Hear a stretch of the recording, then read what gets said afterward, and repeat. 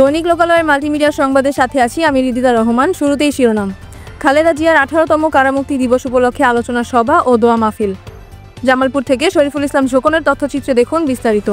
সাবেক 3 বারের প্রধানমন্ত্রী ও বিএনপির চেয়ারপারসন দেশনেত্রী বেগম খালেদা জিয়ার 18তম কারামুক্তি দিবস উপলক্ষে জামালপুরে আলোচনা সভা ও দোয়া মাহফিল অনুষ্ঠিত হয়েছে। গত 11 সেপ্টেম্বর বুধবার বিকেল 5টায় জামালপুর সদর উপজেলা ও শহর বিএনপির উদ্যোগে পৌর শহরের শহীদ সাফওয়ান সদ্য অডিটোরিয়ামে এ অনুষ্ঠানের আয়োজন করা হয়।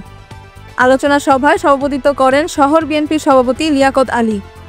প্রধান অতিথি হিসেবে উপস্থিত ছিলেন ময়মনসিংহ বিভাগীয় জাতীয় নির্বাহী কমিটির সহ সাংগঠনিক সম্পাদক ও জামালপুর জেলা বিএনপির সাধারণ সম্পাদক অ্যাডভোকেট শাহ মোহাম্মদ ওয়ারেস আলী মামুন এবং এর অঙ্গ ও সহযোগী সংগঠনের নেতৃবৃন্দ।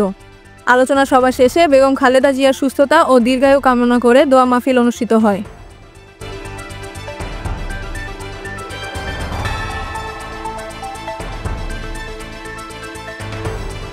সেই বেগম খালেদা জিয়ার 18তম কারামুক্তি দিবসে দাঁড়িয়ে আল্লাহর কাছে শুকরিয়া করছি যে আমরা সৌভাগ্যবান বাংলাদেশের জাতীয় আদর্শের সৈনিকেরা, একই সাথে সৌভাগ্যবান দেশের মানুষরা যারা গণতন্ত্র মুক্তির স্বপ্ন দেখেছিলাম।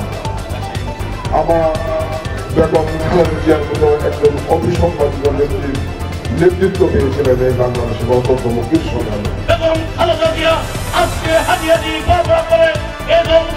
বাংলাদেশ তথা বিশ্বের দরবারে এক সবচেয়ে জনপ্রিয় একটি রাজনৈতিক দল হিসেবে দেশনেত্রী বেগম খালেদা জিয়া এমন কোন সরকার নাই যে সরকারের সময় তিনি নির্যাতন স্বীকার করেন নাই।